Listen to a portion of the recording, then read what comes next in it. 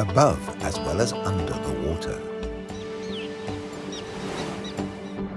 Sperm whales, schools of mobular rays, blue sharks find rich feeding grounds in the channels between the islands.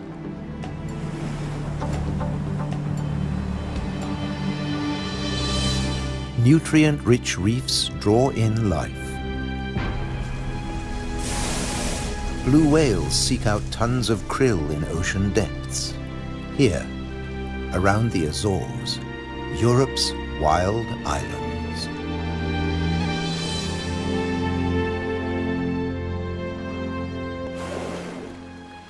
A family of false killer whales cruise the ocean on the lookout for prey.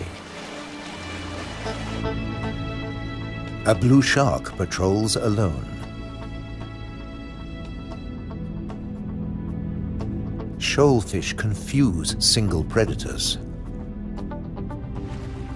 But when they meet false killer whales, the water boils. An individual false killer whale dives down with its prey.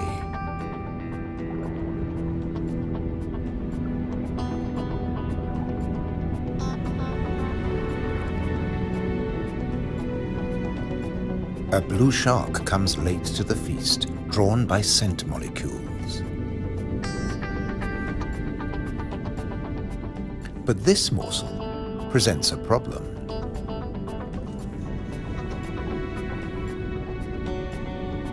With jaws not made for chewing, it'll never swallow this tail fin.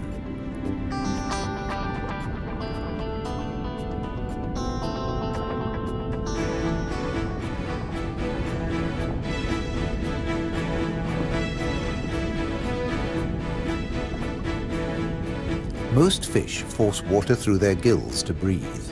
This shark can't, so it has to keep moving.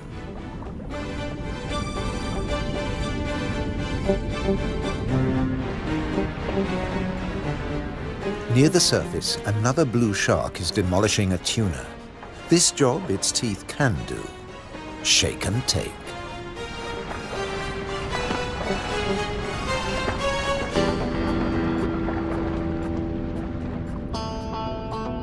Fragments streaming from its gills float to the surface. A little extra for the seabirds.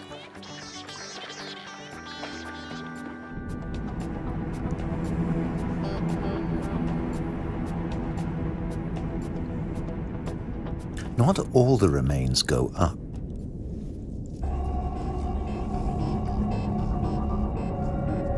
Spread by the current, the scent draws a moray eel from its cave.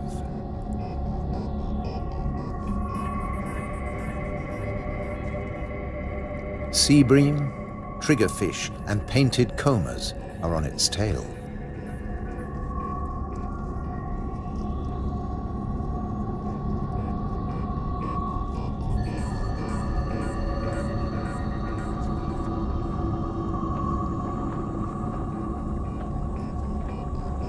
The ocean around the Azores is not short of flesh.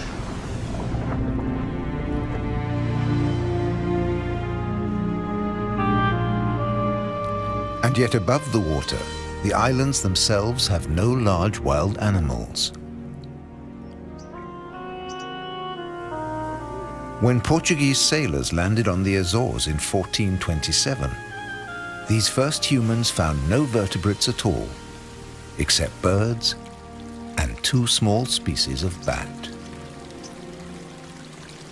The birds evolved over time. This variant of the grey wagtail lives only on the Azores.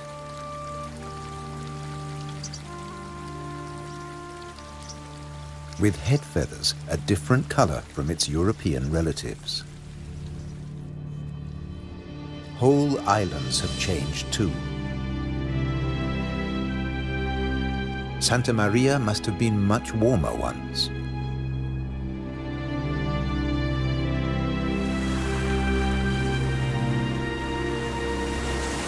Many of these ocean fossils belong to extinct species that once lived in warmer waters.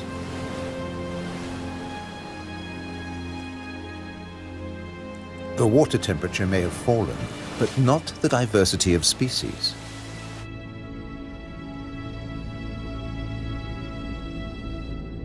After nearly 6 centuries of human habitation, the seas around these volcanic islands are still largely unexplored.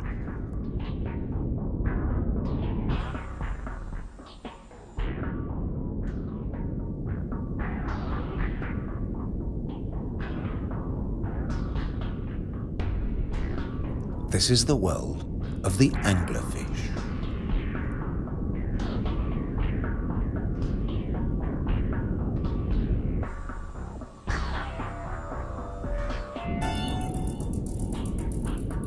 A 1,000 meters down, this pink frogmouth ignores the pressure of 100 kilos per square centimeter. Other deep dwellers are less easy to name.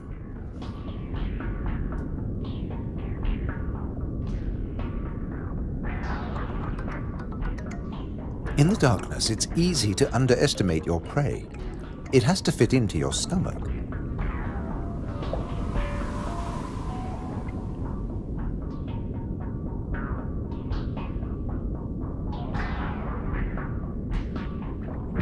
The six-gill is one of the largest deep-sea sharks, but at night it swims to the shallows to feed. The spider crab lives in darkness. It has never seen this kind of light. Nor has its coral community. Beyond the scorpionfish and past the deep-sea sponges, there's an unknown world.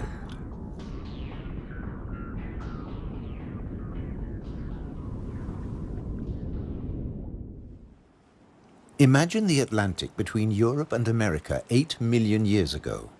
Pressure along the mid-Atlantic ridge forces the continental plates apart.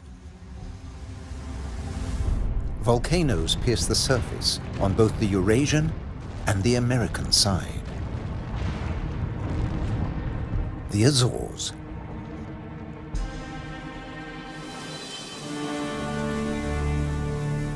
Most of the volcanoes are dormant.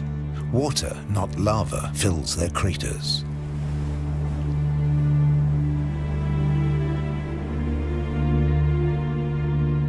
Sometimes only crater edges rear from the sea, worn down by the elements. Spawned by the sea, there too they will return. For now, it's craters that dominate the landscape. Gases still escape from fumaroles on some of the 1,700 volcanoes. Heat brings water almost to boiling point.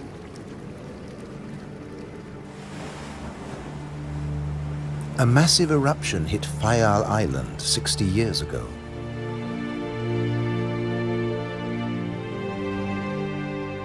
Humans couldn't live in this lunar landscape.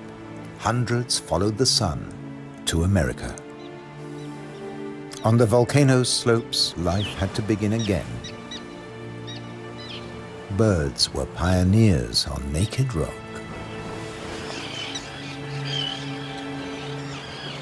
Wind and birds still bring seeds from over the sea. Some come floating in.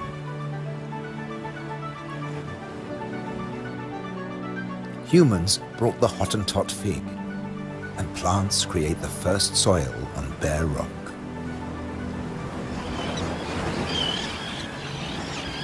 An active volcano will destroy life.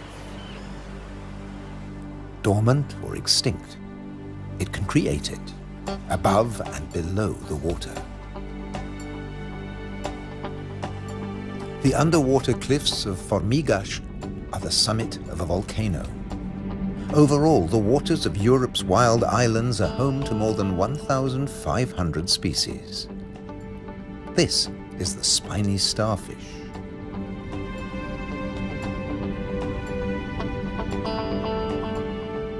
There are 530 fish species, like the damselfish, swarming along reef ledges.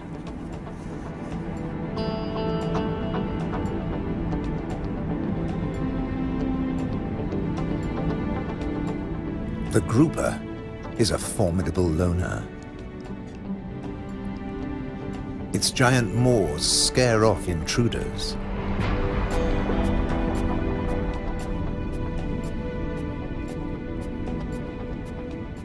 The barred hogfish is a lot prettier than its name. It's a protogynous hermaphrodite like its cousin, the grouper.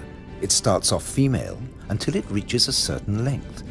Then it becomes a male, aggressively defending its territory.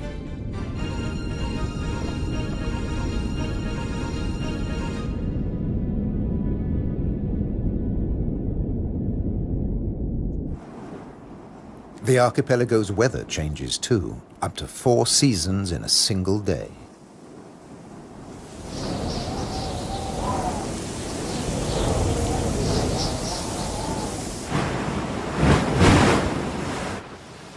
And when the winds blow above, down below, no one is safe.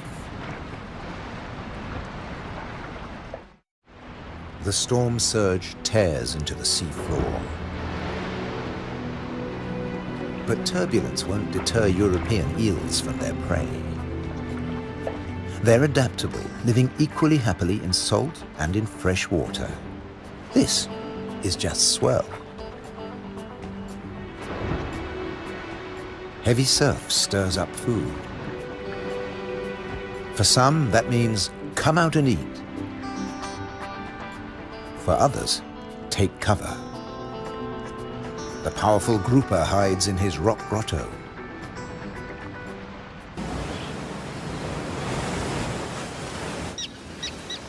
In churning waters, it's tough to spot your prey.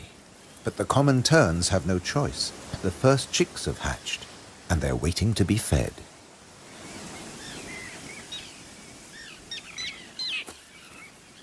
Elsewhere, adults are still brooding. The nest, a few pieces of dried grass, hardly visible. The parents sit in turn for 3 weeks. Their beak, both dagger and tweezers, is perfect for catching small fish.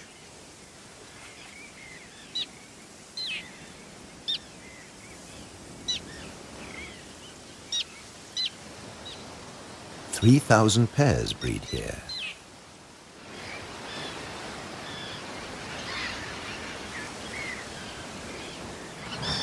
Typically, each couple lays 3 eggs.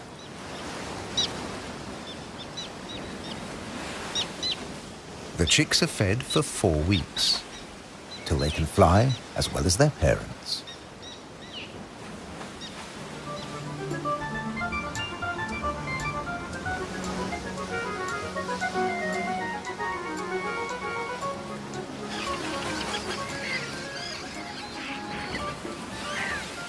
Then they're ready for takeoff on the long journey to South Africa.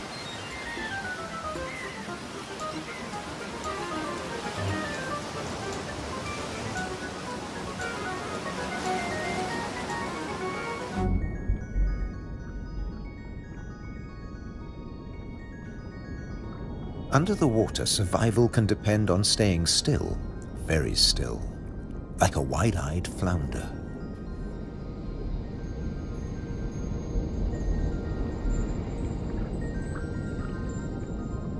With his general-purpose military markings, the Guinean pufferfish doesn't mind being seen.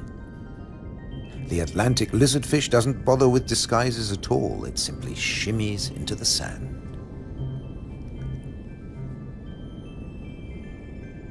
This may fool both its prey and its predators.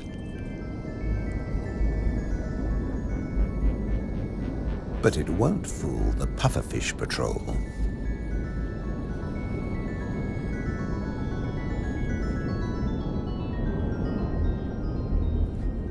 The shamefaced crab folds its pincers to protect its gills and digs itself in.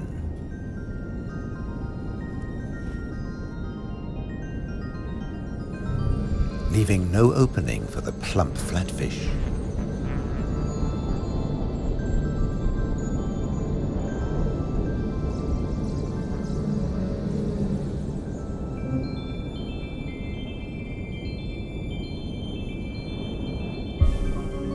Bye. A starfish flees at top speed from a marauding snail.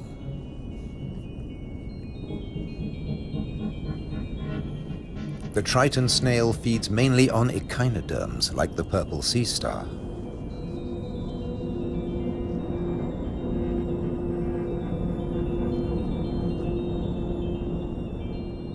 It's no big deal for an octopus. No pickings for it here.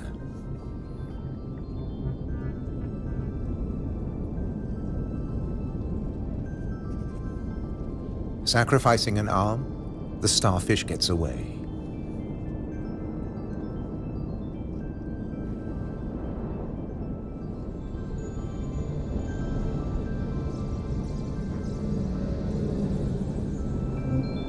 It's escaped with its life, and the limb will grow again. These wild islands in the Atlantic are a freshwater reservoir.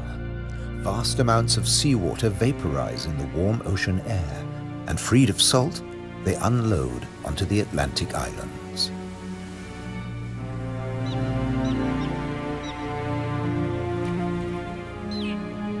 The common tern flies between two worlds, fishing in the sea and in the lakes.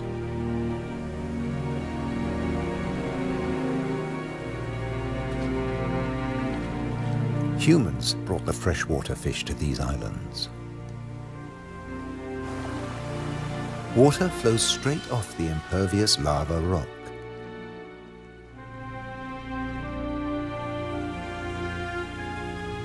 But peat moss sucks up huge quantities of water like a sponge, taking it in through every surface. Deprived of oxygen, the dead parts of the moss never rot. The extremities keep on growing, and the moss colonizes more and more of the bare rock.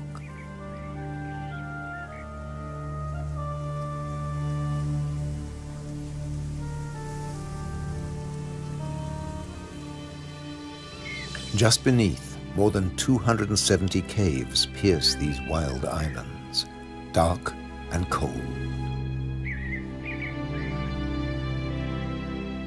Perfect for isopods, crustaceans that have their breathing organs in their legs.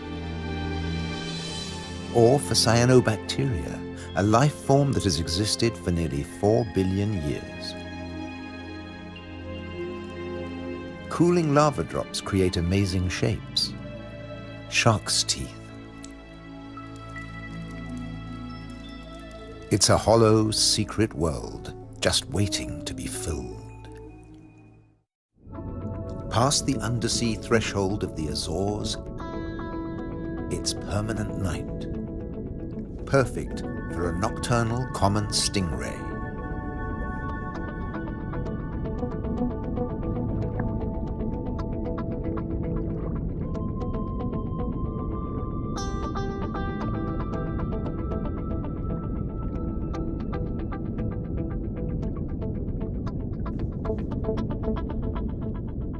It's not alone here. Sliding over the cavern walls, unicorn shrimp. In the camera light, combers and scorpionfish snatch at their prey.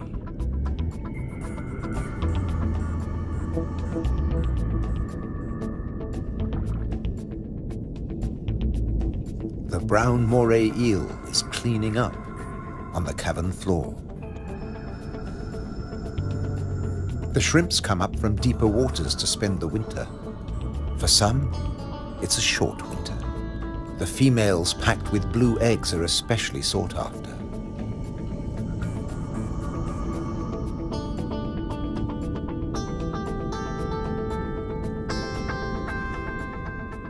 The shrimps also live off crustaceans, their own species. What's left of the moray eel's dinner?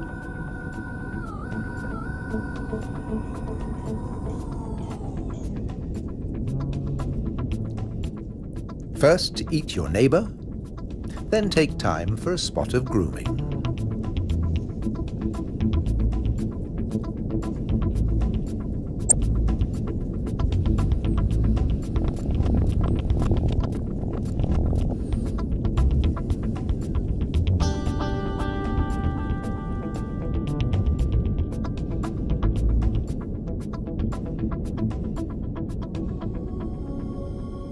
Nearby, on the rocks, an octopus with a human face reaches out.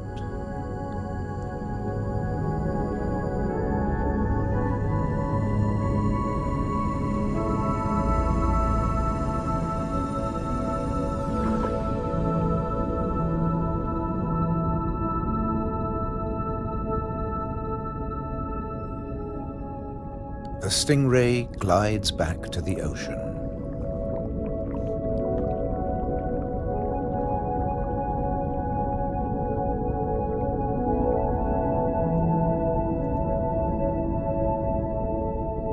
Passing the hundreds of bristleworms growing in front of the cavern.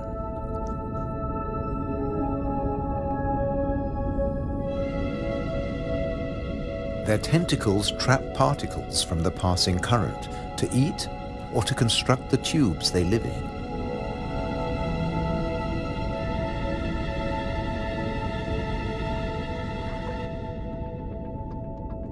Deeper down is a mysterious place, a rare sight in the Azores, a garden of soft corals. They don't make chalk exoskeletons like their tropical cousins.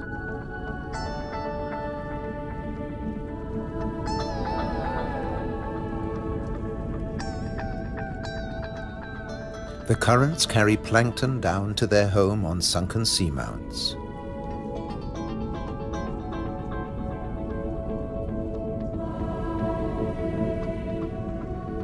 The venomous buried anemone is active only at night.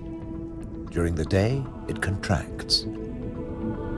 Once, scientists couldn't agree whether corals were plants or animals, so they called them anthozoa, flower animals.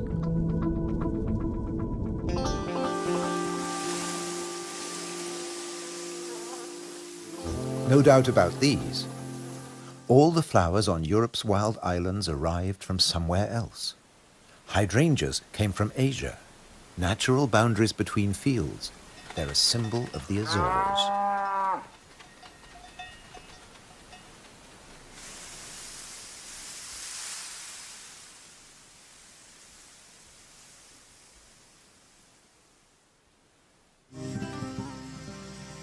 Hundreds of stone walls create hundreds of microclimates for the vines the settlers brought in the 15th century.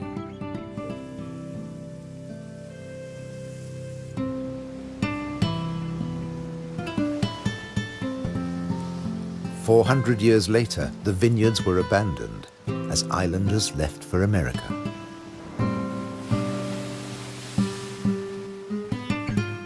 The stone walls became a playground for Madeira lizards. They were brought here by seafarers too. Azores wines are now fashionable again. Nearly 1,000 hectares, more than 2,000 acres of ancient vineyards on the island of Pico have been declared a World Heritage Site by UNESCO. The ruts of ox carts, once the island's only transport. They dragged firewood and building materials for houses and stone walls.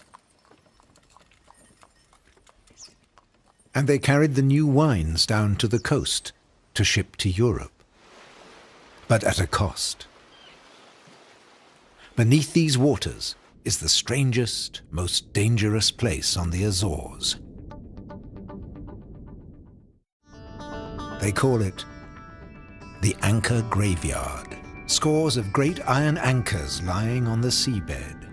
When an Atlantic storm hit, the only way to save your ship from the rocks was to cut the anchor rope fast and dash for the open sea. The iron left behind has become a rusting reef for a multitude of creatures. These anchors are coated by algae and tube worms.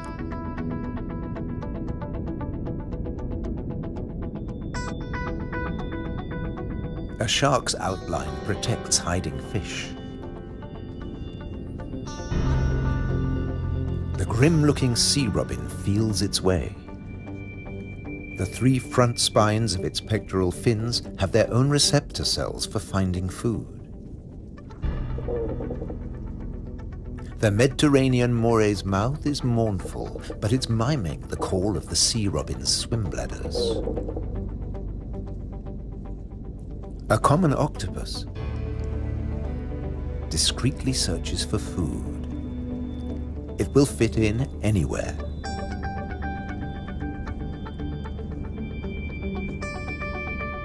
While bearded fireworms clear up the corpses in the anchor graveyard.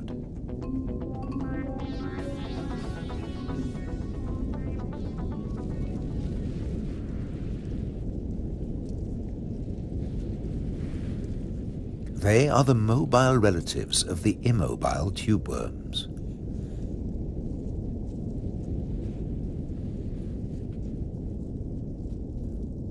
The octopus has found another spot to test its camouflage skills.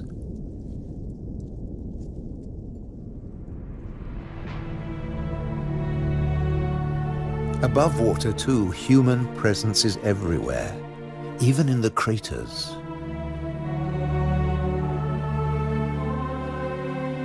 Any straight line means a wall, one that protects the grazing horses and cattle. By keeping the grass short, these domestic animals help the seasonal visitors that have been coming here for thousands of years. The ruddy turnstone digs to find fresh food. Black-bellied plover fly in from Russia on their way to their winter quarters in South America and South Africa.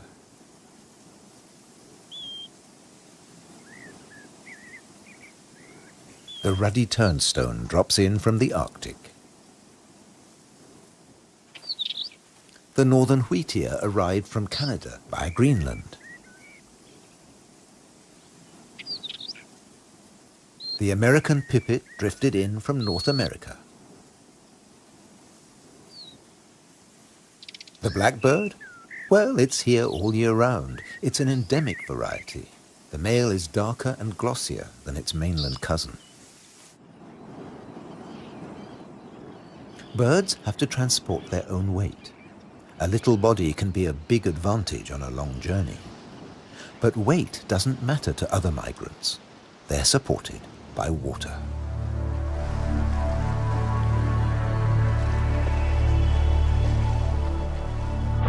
Humpback whales migrate between the Arctic and the tropics. They make a hunchback when they dive, hence the name.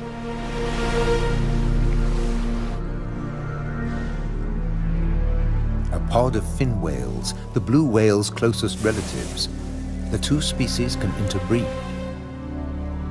They swim back and forth between Arctic and subtropical waters.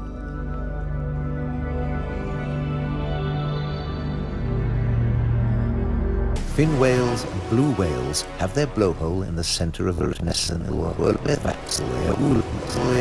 their skulls. Sperm whales have theirs on the left.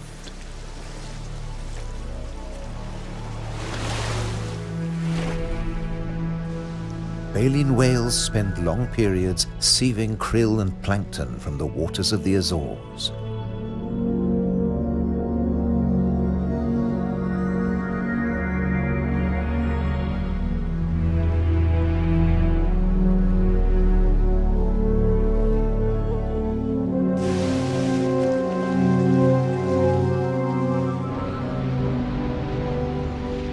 They leave their excreta behind them. It feeds vegetable phytoplankton. Animal plankton eat the phytoplankton, and at the other end of the food chain are fish and the whales themselves. But a great deal of whale food comes from deeper down.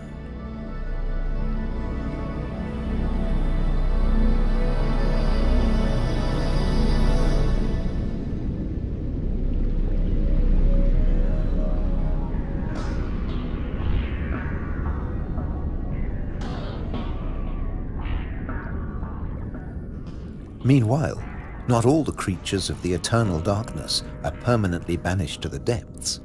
Every night, countless organisms leave the realm of the bizarre anglerfish and rise into shallower waters. Colossal amounts of krill join them on the upward journey. A nightly vertical migration. Salps and bioluminescent comb jellies illuminate the greatest movement of biomass on Earth.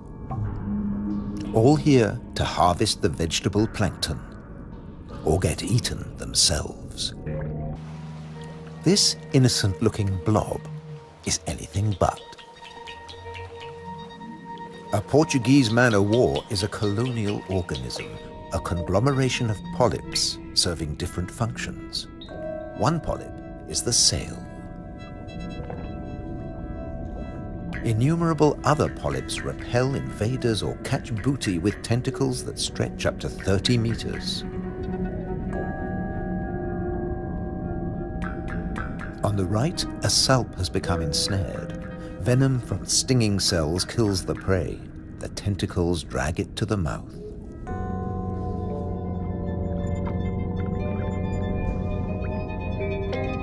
Salps are tunicates or sea squirts, more closely related to us than to jellyfish.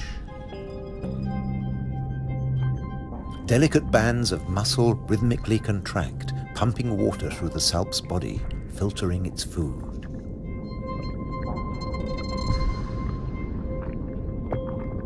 Salps build into chains and can direct themselves through the water.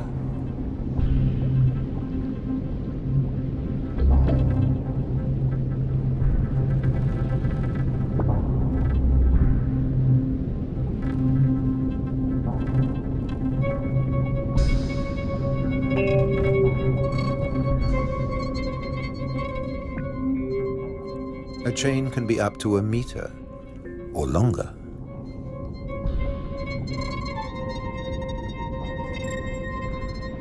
Unlike salps, many jellyfish have venomous tentacles. But they too have predators.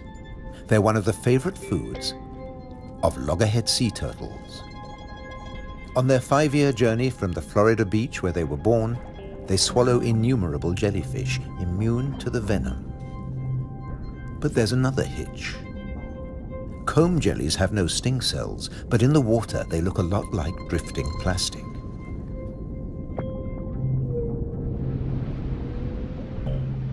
And that's the problem. The turtles try to eat plastic, and it kills them.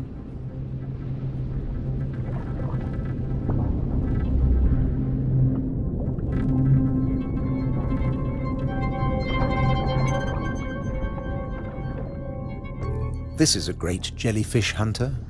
At up to 3 meters in length, the ocean sunfish particularly relishes the Portuguese man-o'-war. But that too catches other jellyfish.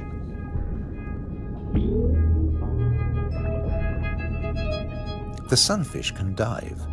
This heaviest of all bony fish tears its prey apart in the depths.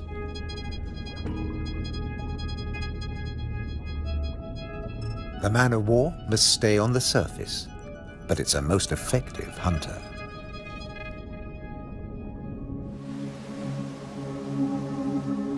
The Cory's shearwater also has a successful strategy, at least in its familiar world.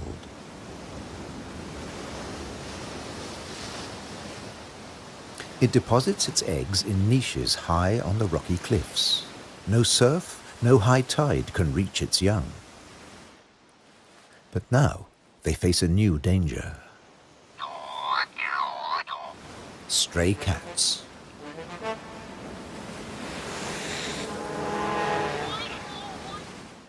The female shearwater laid a single egg in May. Pity there's only one. Looks like a bad strategy now. They can't adapt to an unwanted gift brought by humans.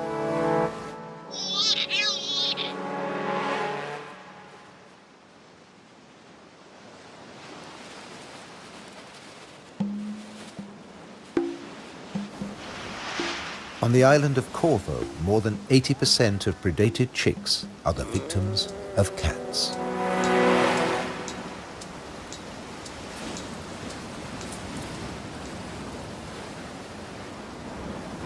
There's nothing the adult birds can do.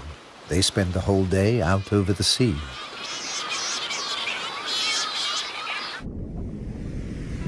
By contrast, periphyton, a mix of algae, bacteria, and microbes, stay where they grow, ruled by time and tide. Some quickly find a home on flotsam and jetsam. Attached and yet mobile, they drift across the ocean. Goose barnacles fix onto hard surfaces. Their cirri grasp plankton from the water. No matter what it's made of, marine debris attracts life forms.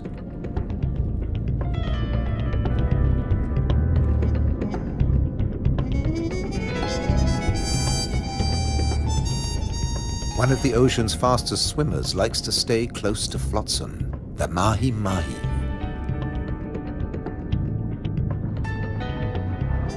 Because floats and buoys provide protection in the open sea. Some species may have survived ocean transfer as passengers on floating debris.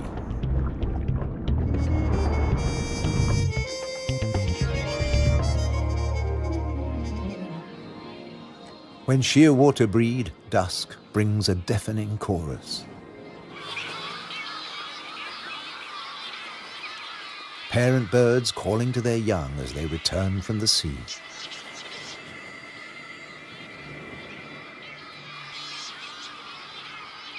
The birds recognize each other's cries. 75% of all the world's shearwaters breed in gigantic colonies on the Azores.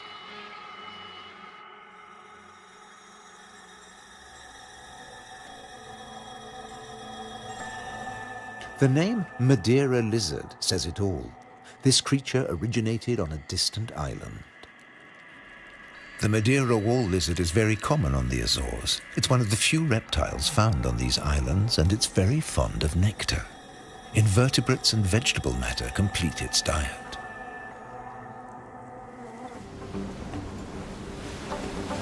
Just across the bay is the domain of a giant. This is the whale shark. The world's biggest fish. That's what 12 meters of muscle and cartilage say about the whale shark.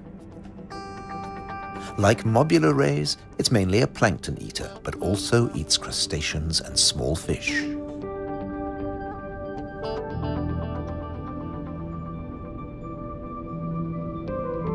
The rays' rolled fins on their foreheads direct the plankton into their mouths.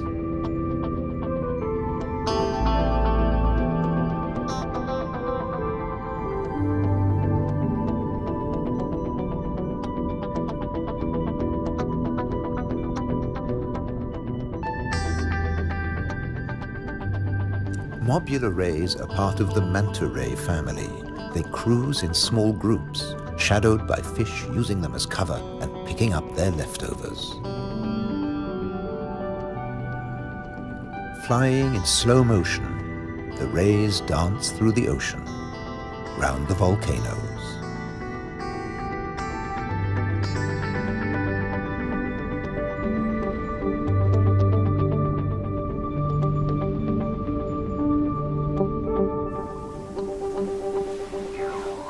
High above, there's something stirring on the cliffside.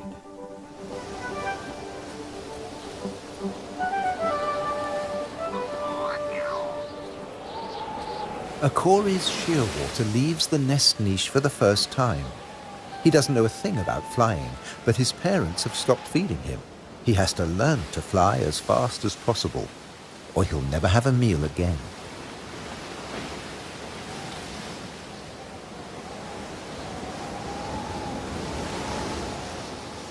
He needs a takeoff point with a fair wind.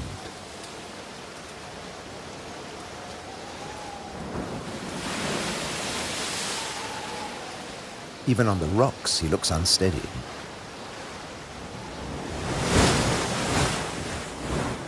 A fellow shearwater learns the difference between flying and falling.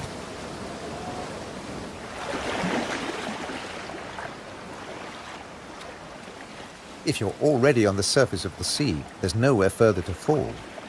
But getting aloft is even more difficult.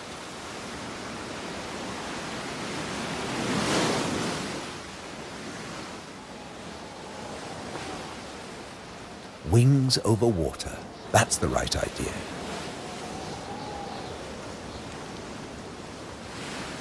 Taking off from the sea in a side wind? Tough even for the experienced.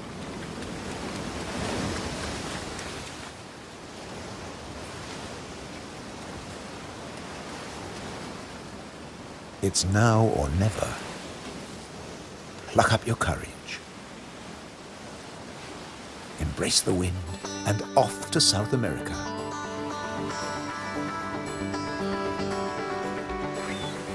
On the Azores, you're either coming or going. In December, with the sheer waters long gone, male sperm whales are returning from their feeding grounds in the Arctic waters. They meet males who were too young to make the journey and mothers with their young calves born while they were away.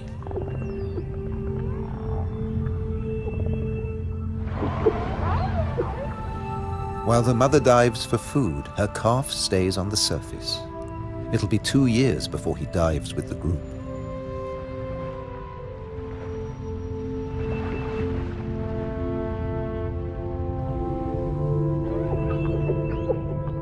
The whales will seek giant squid at a depth of 1,000 meters. At 18 meters and weighing in at 50 tons, sperm whales are the world's biggest toothed whales.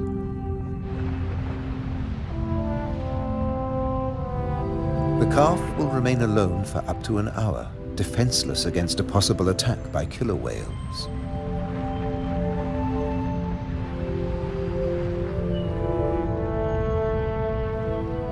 Finally, the group return from the deep.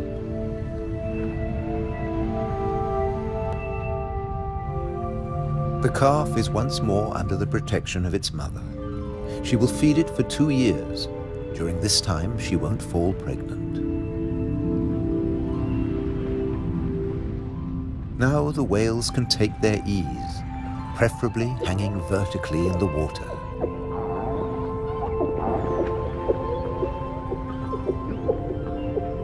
Someday the calf will join the long migration to the Arctic, before returning to Europe's wild islands, the Azores.